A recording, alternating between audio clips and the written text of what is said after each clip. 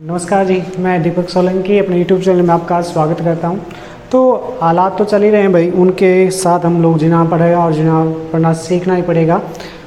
खैर, इन चीज़ों को देखते हुए हम लोग कुछ बातें जो करते हैं, एक सपना जो होता है ना, उसके लिए इंसान कुछ भी कर सकता है। जब सपना देखा तो उसको पूरा करना भी होगा। परिस्थितियाँ आएंगी जो आपको आपके सपने से दूर हटाएंगी। आप ये कहें कि भाई, कई बार ऐसा भी होगा कि ऐसा चल छोड़ यार, ये कोई सपना नहीं है, अपनी लाइफ वैसे ठीक है। बट जब जो चीज़ देख ली लाइफ में, जो सपना आप देख लिया, उसको पूरा करने में मज़ा है, पीछे हटने में कोई मज़ा नहीं है। एक बार सोच के देखो, अगर आप किसी रास्ते पे चले गए और ये पता है कि आधी मंजिल हमने पूरी कर ली, आधा रास्ता हमने पूरा कर लिया, अब आधे रास्ते के बाद क्या मंजिल मिलेगी, तो उतना ही आपको समय लगेगा पीछे लौटने में जितना समय आपको मंजिल पाने में लगेगा। तो कुछ लाइनें जो हम बोलते हैं कि मंजिल का रास्ता इतना भी आसान नहीं होता, चलना पड़ता है कांटों पर एक सपने को पूरा करने के लिए। खैर, उसी के साथ आज का जो अपना टॉपिक है, मैंने कहा था कि अपनी जो सीरीज़ है वो स्टार्ट होगी भाई क्वेश्चंस की। तो लास्ट हमने HSC किए थे, आज हम बात कर रहे हैं रेलवे के भाई। RRB 2018 में ALP प्री एग्ज़ाम हुआ था भाई, असिस्टेंट लोको पायलट का एग्ज़ाम हुआ था, प्री था, मेंस भी हुए थे और प्री भी था। अब प्री में जो था आपका 25 मार्क्स की साइंस थी, तो उसमें से कुछ क्वेश्चन मैंने छाटे हैं भाई, जो एक टाइप में डिफ़िकल्टी फील हो गया मैं कहीं भाई कुछ है। तो उसमें जो पहला ही क्वेश्चन था आपका वो था कि पृथ्वी का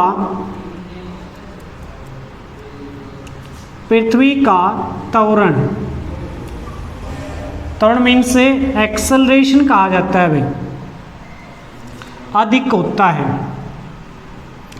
ये HSC में भी कई बार पूछा गया है और रेलवे में पूछा गया भाई। एक्चुअली में HSC तो क्या थी, कॉपी पेस्ट करती है क्वेश्चंस को। तो ये है पृथ्वी का जो त्वरण है, त्वरण मीन्स एक्सेलरेशन, और एक्सेलरेशन क्या होती है, ग्रेविटी होती है। इसको हम डिफाइन करते हैं कि अर्थ आपकी नीचे की ओर वस्तुओं खींचती है, ये अधिक होता है। तो अधिक कहाँ पे होगा, तो पृथ्वी के दो पोजिशन जिनको हम डिफाइन करते हैं, एक तो क्या होता है भाई ध्रुव, और एक क्या होता है विषुवत। तो पृथ्वी का जो त्वरण है वो अधिक कहाँ पे होता है भाई, ध्रुव पे। कहाँ पे होगा, ध्रुव पे। तो इसका जो राइट आंसर है वो क्या हो जाएगा भाई, एट दी पोल मीन्स ध्रुव। पोल पे जो ग्रेविटी है वो सबसे अधिक होती है, पृथ्वी का त्वरण है सबसे अधिक होगा। मैं कुछ मीन्स क्वेश्चन था कि पृथ्वी का त्वरण है वो अधिक होता है, तो कहाँ पे होगा भाई, ध्रुव पे। ध्रुव पे अधिकतम होता है, विषुवत पे कम होता है। क्लियर। सेकंड क्वेश्चन, किस अंग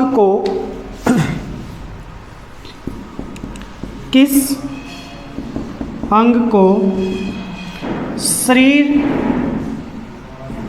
की रसायन की फैक्ट्री कहा जाता है भाई, रसायन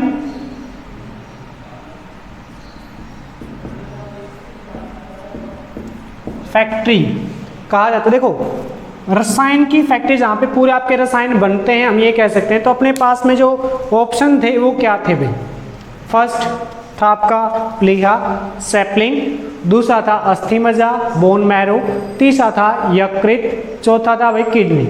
ये चार ऑप्शन थे। तो इनमें से जो राइट आंसर आएगा अपना वो कौन सा आएगा भाई, यकृत। लीवर से कहा जाता है भाई। यकृत जो होता है उसे हम क्या बोलते हैं भाई, शरीर की रसायन की फैक्ट्री कहा जाता है, means chemical factory of human body. Next जो क्वेश्चन है वो है आपका भाई आवेग, जिसे हम इम्पल्स कहते हैं।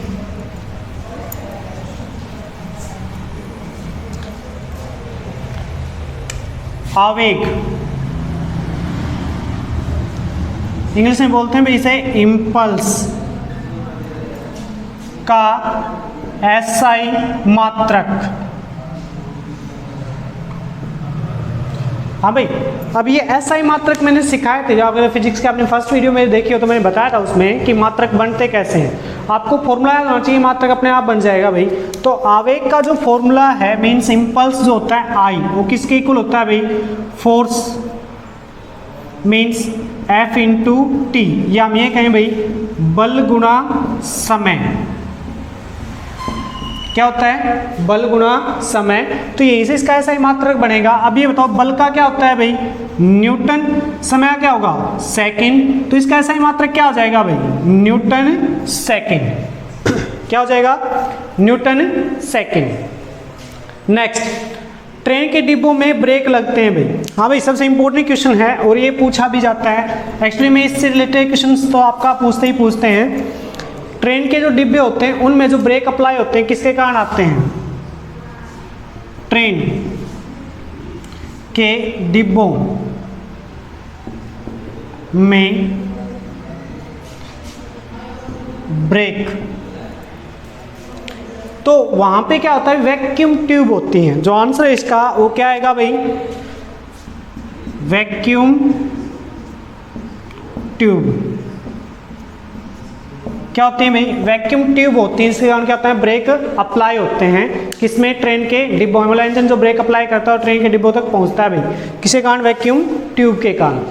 नेक्स्ट, पत्थर, हाँ एक ही न्यूमेरिकल था भाई कि एक पत्थर जिसकी गतिज ऊर्जा 20 जूल है वह कितनी ऊंचाई पर जाएगा यदि पृथ्वी का त्वरण 10 मीटर पर सेकंड स्क्वायर और पत्थर का वेग 10 मीटर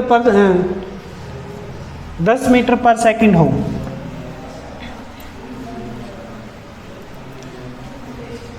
जो क्वेश्चन है भाई वो ये है कि एक पत्थर है आपका, एक पत्थर जिसका जो गतिज ऊर्जा है वो कितनी है 20 जूल है, कितनी है 20 जूल। उसका जो वेग है मीन्स वेलोसिटी कितनी है भाई 10 मीटर पर सेकंड।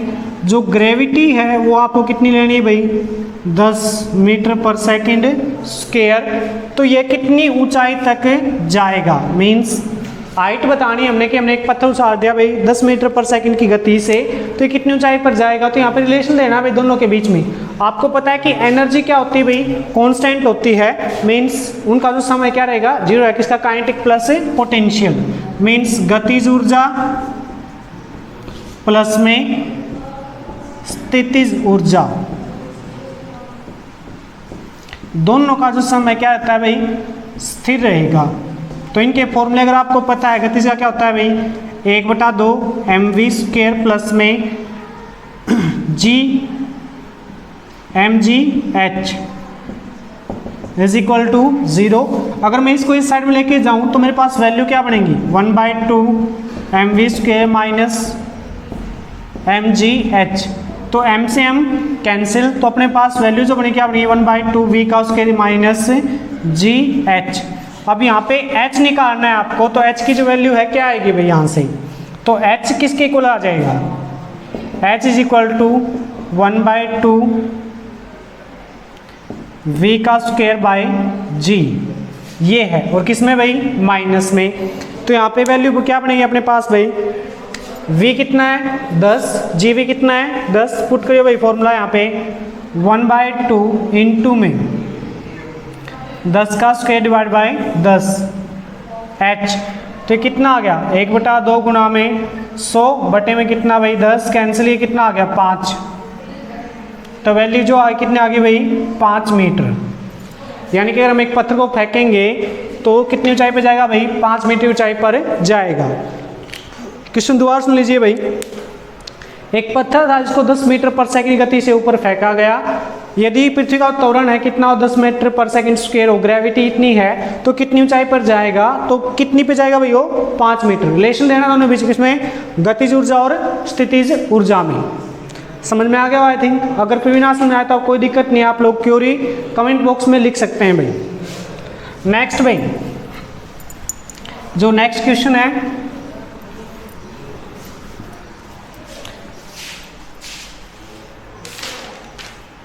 परमाणु में अपने परमाणु साथ जुड़ने की जो प्रक्रिया है कहा जाता है। हाँ जी, ये पूछा गया था भाई एलपी में, और ये डी ग्रुप में ही पूछा गया, जो रेलवे ग्रुप डी का एग्जाम हुआ था उसमें पूछा गया था कि एटम के साथ एटम का जुड़ना क्या कहलाता है। मैं ऑप्शन दे रहा हूं एक बार, संयोजकता,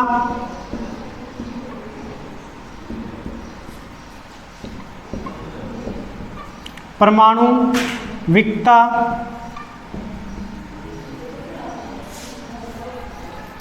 आबंध या इनमें से कोई नहीं भाई, नॉन ऑफ दी अबोव। अब एक बात हो, जो एटम है अपने सेल्फ एटम जो होते हैं खुद के किसी परमाणु के, वो क्या होते हैं, जैसे हाइड्रोजन है वो क्या मिलेगा आपको H2 की फॉर्म में, ऑक्सीजन क्या मिलेगा O2 की फॉर्म में, ओजोन क्या मिलेगा O3 की फॉर्म में। तो ये जो खुद के एटम आपस में जुड़ते हैं इसको क्या कहा जाता है? ऑब्वियसली बात, आप किस पे जाएंगे भाई, आबंध पे जाएंगे, संयोजकता पे तो नहीं जाएंगे। लेकिन इसका आंसर, राइट आंसर क्या आएगा भाई, परमाणुिकता कहा जाता है। क्या बोलते हैं इसको? एटमोसिटी। क्या बोलते हैं भाई?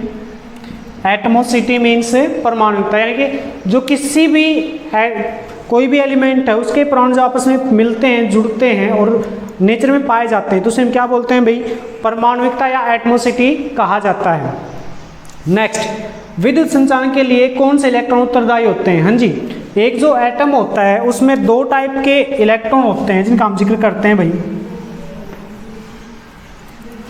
यहाँ पे 2-3 बातें और बता देता हूँ मैं आपको एक्स्ट्रा, जो काम आएंगे आपकी, कि जो परमाणु है अपना, परमाणु, अब जो क्वेश्चन और सुन लीजिए भाई, विद्युत के संचालन में इलेक्ट्रॉन, तो अपने पास जो परमाणु है, कोई भी परमाणु, उसमें 2 टाइप के इलेक्ट्रॉन होते हैं भाई। जैसे एग्जांपल ले रहा हूँ मैं किसका, एक टाइप में लिथियम का ले लीजिए भाई, इसका एटम कितना है, 3 है, तो पहले में कितने आएंगे भाई, 2 इलेक्ट्रॉन आ जाएंगे, दूसरे में कितना आएगा, 1। तो कॉन्फिगरेशन क्या है इसकी, 2 और 1। तो ये तो क्या होते हैं भाई, इसके संयोजी इलेक्ट्रॉन, और ये जो 1 है क्या होता है भाई, मुफ्त इलेक्ट्रॉन, मीन्स फ्री इलेक्ट्रॉन कहा जाता है। एक्चुअली में कोई भी जो एटम है या कोई भी आपकी मीन्स धातु है, अधातु कुछ भी है, उसमें विद्युत का चालन होता है, किसके कारण आता है, संयोजी इलेक्ट्रॉन के कारण भाई। इसके कारण आएगा संयोजी इलेक्ट्रॉन। जो धातु होती ना अपनी धातु में संयोजी इलेक्ट्रॉन अधिक होते हैं, जबकि अधातुओं में अधिक नहीं होते। तो अधातु क्या होती है भाई, कुचालक होती है, जबकि धातु क्या होती है, सुचालक होती है।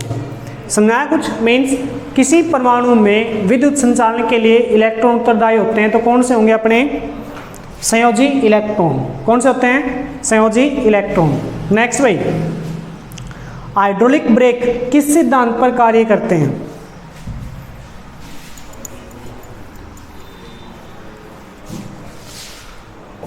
जो नेक्स्ट क्वेश्चन है भाई अपना है हाइड्रोलिक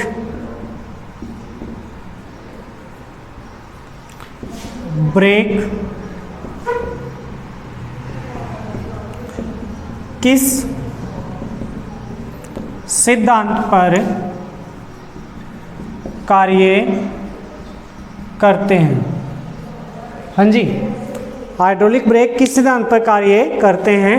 तो यहाँ पे हम लोग किसको स्टडी करेंगे भाई, जो पास्कल का नियम है, पास्कल का सिद्धांत,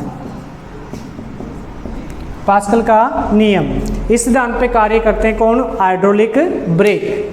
समझाया कुछ? मेंस क्वेश्चन था अपना कि हाइड्रोलिक ब्रेक है वो किस सिद्धांत पर कार्य करते हैं, तो क्या आ जाएगा अपना, पास्कल का सिद्धांत। नेक्स्ट, साबुन का बुलबुला रंगीन दिखाई देता है। जी, कई बार आया ये क्वेश्चन आपका, और इसमें ऑप्शन थे आपके। अब एक बार बताना अगर आपको याद हो तो। क्वेश्चन है, साबुन का बुलबुला रंगीन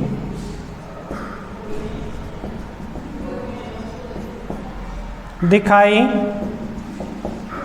देता है, तो इसका जो आंसर है, ऑप्शन सुन लीजिए। एक तो पहला भाई परावर्तन, ऑप्शन है पहला कौन सा है, परावर्तन, पहला परावर्तन, दूसरा अपवर्तन, दूसरा कौन सा है, अपवर्तन, तीसरा व्यतिकरण,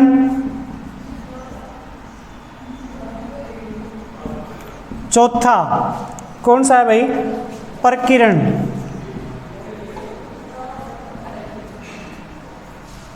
ये 4 ऑप्शन है, तो इनमें से राइट आंसर क्या हो जाएगा अपने पास में? तो यहाँ पे राइट आंसर अपना क्या होगा? व्यतिकरण से हम क्या बोलते हैं भाई? इंटरफेरेंस भी कहा जाता है, मीन्स व्यतिकरण या इंटरफेरेंस।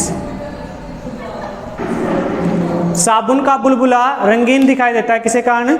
व्यतिकरण या इंटरफेरेंस के कारण भाई। नेक्स्ट, तापमान बढ़ने पर ध्वनि की चाल पर क्या प्रभाव पड़ता है?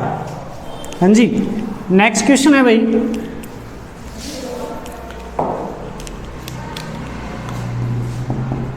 तापमान का या तापमान बढ़ने पर